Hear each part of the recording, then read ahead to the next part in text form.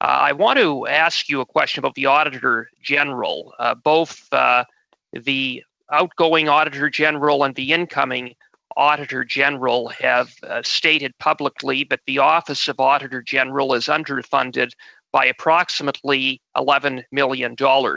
As a result, performance audits have been reduced in half over the last number of years, and due to the government's COVID expenditures, nearly all non-COVID related audits will be put off this year.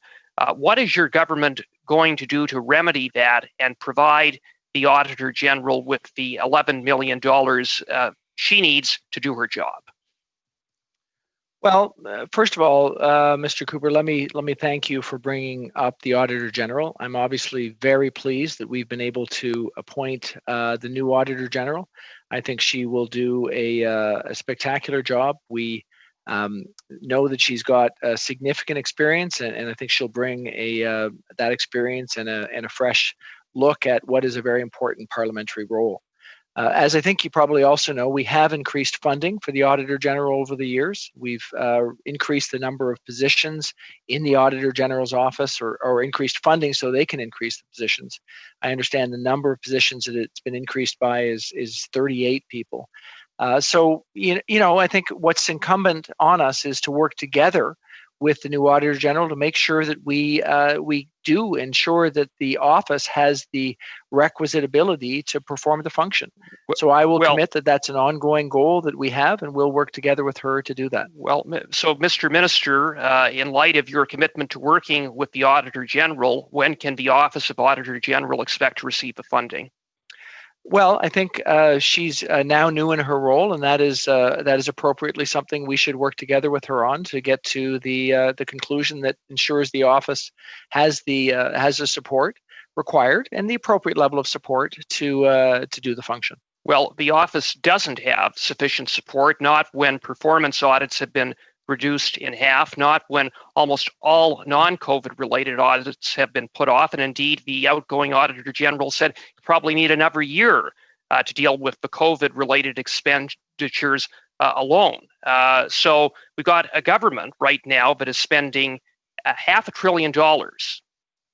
The Auditor General is asking for $11 million. $11 million, having regard for $500 billion in spending, constitutes a rounding error. What's the holdup?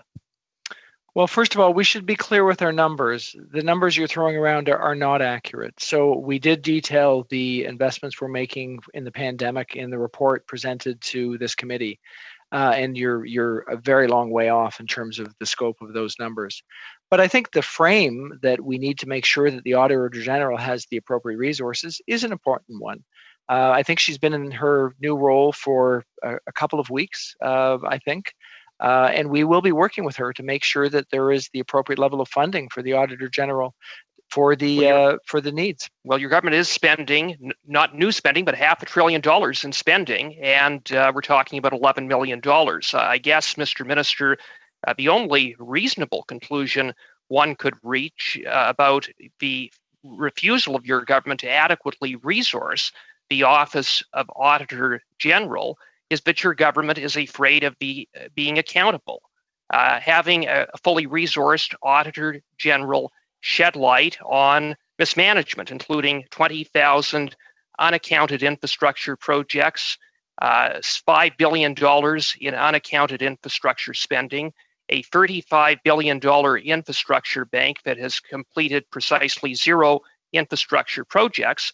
And speaking of the failed Canada Infrastructure Bank, I will follow up with you a question that I posed to the Associate Minister of Finance when she last appeared before our committee with respect to the outgoing president of the Canada Infrastructure Bank, and that is, how much did he receive in the way of bonuses?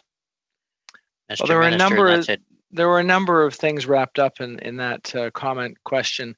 I think first, it's important to acknowledge that the Auditor General resources were reduced under the previous Conservative government, and we have subsequently increased them. And I think The point that I think you're making is that we should continue to work with the Auditor General to make sure that the office is appropriately resourced. And I guess I want to confirm again that we will do that. With respect to the Canada Infrastructure Bank, we think this is a very important institution that will enable us to bring more resources into the building of infrastructure across the country. That is critical. We obviously have been very pleased that we got that institution up and running.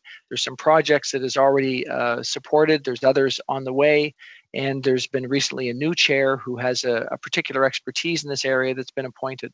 So this is an institution that I think will have a long-term and positive impact on our infrastructure and on our economy.